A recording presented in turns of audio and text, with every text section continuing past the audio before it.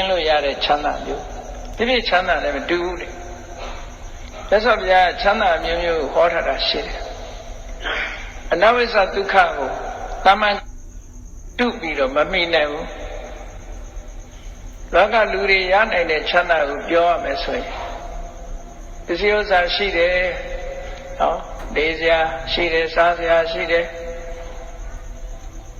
မိမိပိုင်ဆိုင်မှုပစ္စည်းတွေအများကြီးရှိတာကိုအကြောင်းပြုပြီးတော့စိတ်ထဲမှာအာရမှုဖြစ်တာကိုအဋ္ဌိဒုက္ခလို့ခေါ်တယ်ရှိလို့ချမ်းသာတာအဲ့ဒီရှိလို့ချမ်းသာတာဆိုတာလေခိုင်မာတာမဟုတ်ဘူးမရှိပြီဆိုလို့ရှိရင်ဆင်းရဲဒုက္ခကိုဖြစ်ပေါ်စေတတ်တယ်သူကအဲ့ဒီအဋ္ဌိဒုက္ခဆိုတာလေရှိခိုင်မာချမ်းသာတာဖြစ်တော့ကြောင့်အမှန်တန်တူတောင်းတဲ့ချမ်းသာတစ်ခုလို့ပြောအောင်ရှိတဲ့ပစ္စည်းကိုအသုံးပြုတယ်ကိုကားရှိလို့ကားနဲ့သွား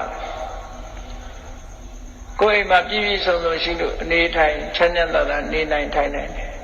အသုံးပြုလို့ရတဲ့ချမ်းသာကိုဘောဂဒုက္ခလို့ခေါ်တယ်ဘယ်ပစ္စည်းပဲဖြစ်ဖြစ်သုံးလိုက်လို့အချိန်မှာသုံးပြုနေတဲ့အချိန်မှာချမ်းသာမှုကိုရရှိစေတယ်အဲ့ဒါဘောဂဒုက္ခဒါလည်းပဲစားသုံးနေတုန်းအသုံးပြုနေတုန်းသာချမ်းသာမှုကိုပေးနိုင်တာပြီးသွားတာနဲ့တပြိုင်နက်ချမ်းသာမှုကဆုံးရှုံးသွားပြန်တယ်တူတောင်နဲ့ချမ်းသာဒုက္ခတစ်ခုပဲ